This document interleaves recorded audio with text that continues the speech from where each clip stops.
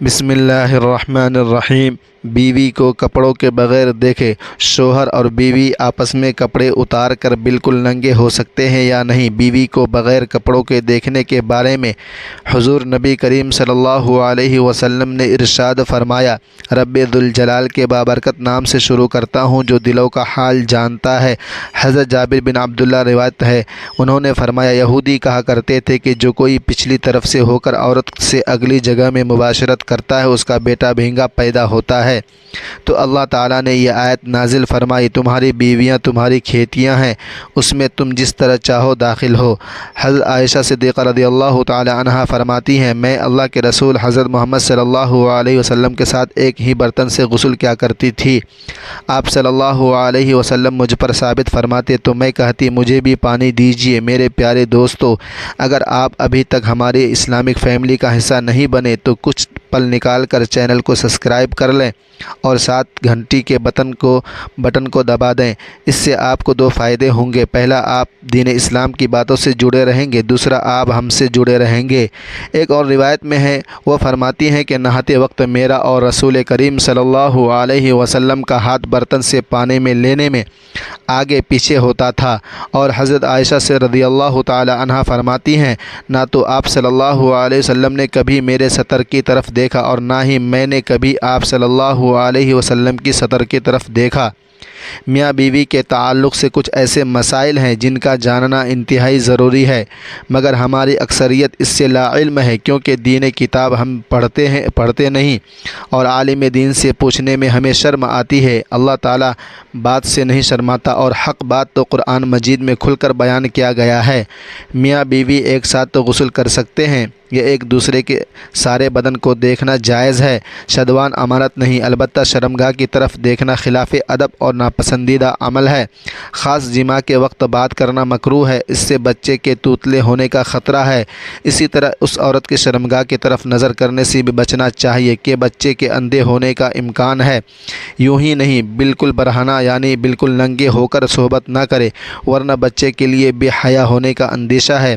حضرت عائشہ صدیقہ رضی اللہ تعالی عنہا نے عرض کیا، یا رسول اللہ صلی اللہ علیہ وسلم، عورتوں کو بہت سا ثواب مل گیا، مردوں کے بارے میں بھی ارشاد فرمایا۔ یہ سن کر حضور کریم صلی اللہ علیہ وسلم مسکرائے اور فرمایا، مرد اپنی بیوی کا ہاتھ پکڑ کر مانوس کرتا ہے تو اس کے لیے ایک نیکی لکھ دی جاتی ہے، جو مرد پیار سے اپنی عورت کے گلے میں ہاتھ ڈالتا ہے اس کے حق میں 10 نیکیاں لکھ دی جاتی ہیں۔ جب وہ عورت سے مباشرت کرتا ہے تو دنیا و ما فیہا سے افضل ہوتا ہے۔ جب غسل کرتا ہے تو بدن کے جس حصے سے پانی گزرتا ہے اس کے لیے ہر بال کے بدلے میں ایک نیکی لکھ دی جاتی ہے اور ایک گناہ معاف ہو جاتا ہے اور ایک درجہ بلند کر دیا جاتا ہے۔ اور غسل کرنے کے عوض میں جو چیز دی جاتی ہے وہ دنیا و ما فیہا سے بہت بہتر ہوتی ہے، اور بے شک اللہ تعالیٰ اس پر فخر کرتا ہے اور فرشتوں سے کہتا ہے کہ میرے بندے کی طرف دیکھو کہ ایسی سرد رات میں غسل جنابت کے لیے اٹھا ہے اور اس بات پر یقین رکھتا ہے کہ میں اس کا رب ہوں۔ تم اس بات پر گواہ رہو کہ میں نے اس کو بخش دیا۔ جمعرات اور جمعہ کو ہم بستری اور غسل کرنے کی ترتیب اسی لیے دی گئی ہے کیونکہ مردوں کو نماز جمعہ کی ادائیگی کے لیے جامع مسجد جانا ہوتا ہے، تاکہ آتے جاتے کہیں نظر پڑنے سے طبیعت میں کسی قسم کی شہوت پیدا نہ ہو اور خواہش نفس اطمینان ہونے کے سبب نماز اور خطبے میں دل جمعی حاصل ہو۔ بہترین بیوی وہ ہے جو سونے کے کمرے میں اپنے حسن و جمال اور بستر میں خاوند کے ساتھ خوبصورت اور طور طریقے سے اپنے پیار سے جادو کے جکڑے رہے دوران صحبت اس کے مقصد پر نگاہ رکھے اور غور کرے کہ اس کا خاوند کیا چاہتا ہے، اور پھر اس کی پسند سے بھی بہتر انداز میں اپنے آپ کو اس کے سپرد کر دے، نرم گفتگو کرے اور اس کی رغبتوں اور چاہتوں کو پورا کرتے ہوئے اسے سیر کر دے، کبھی بھی اس کے بستر پر جانے سے نہ روکے۔ اگر وہ اس کے ساتھ مباشرت کا خواہش مند ہو تو اسے منع نہ کرے، کیونکہ اللہ تعالیٰ کے یہاں یہ بہت بڑا گناہ ہے۔ جب شوہر بیوی کو اپنا طبیعت تقاضا پورا کرنے کے لیے بلائے تو بیوی انکار نہ کرے۔ اس سلسلے میں حدیث مبارکہ میں واضح تعلیمات موجود ہے، چنانچہ ارشاد نبوی صلی اللہ علیہ وسلم ہے، خاوند بیوی کو اپنی حاجت پوری کرنے کے لیے بلائے، اسے بیوی انکار کرے جس پر شوہر غصے کی حالت میں رات گزارے تو صبح تک فرشتے اس عورت پر لعنت بھیجتے ہیں۔ دوسری روایت میں ہے کہ رسول کریم صلی اللہ علیہ وسلم نے فرمایا، جب شوہر اپنی بیوی کو اپنی حاجت پوری کرنے کے لیے بلائے تو وہ اس کے پاس چلی جائے، چاہے وہ روٹی پکانے کے لیے تندور پر ہی کیوں نہ کھڑی ہو۔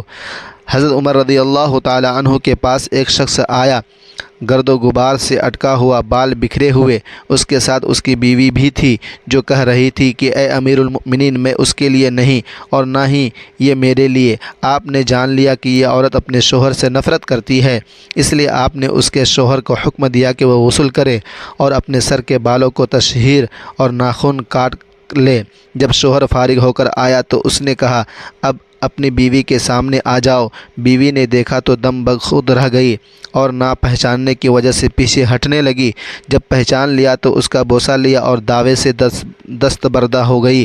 حضرت عمر رضی اللہ تعالی عنہ نے فرمایا کہ تمہیں ان کے ساتھ اسی طرح کا برتاؤ کرنا چاہیے، اللہ کی قسم انہیں یہ پسند ہے کہ تم ان کے لیے آراستہ پیراستہ ہو، ایسا تم چاہتے ہو کہ وہ تمہارے لیے ہی بنی سنوری رہے۔ حضرت سیدنا امام غزالی رحمۃ اللہ علیہ فرماتے ہیں، جماع یعنی صحبت کرنا جنت کی لذتوں میں سے ایک لذت ہے۔ حضرت جنید بغدادی فرماتے ہیں، انسان کو جماع کی ایسی ہی ضرورت ہے جیسے کہ غذا کی۔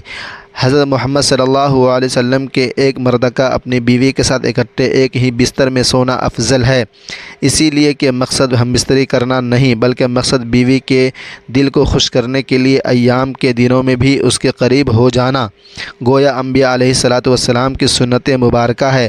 احمد میں ہے کہ سیدنا عبداللہ بن عباس رضی اللہ تعالی عنہ سے روایت ہے کہ نبی کریم صلی اللہ علیہ وسلم نے فرمایا، جو آدمی اپنی بیوی کے پاس آنے سے پہلے یہ دعا پڑھتا ہے اللہ کے نام کے ساتھ، اے اللہ مجھے بھی شیطان سے بچاؤ اور اس اولاد کو بھی شیطان سے محفوظ رکھنا جو تو مجھے عطا کرے۔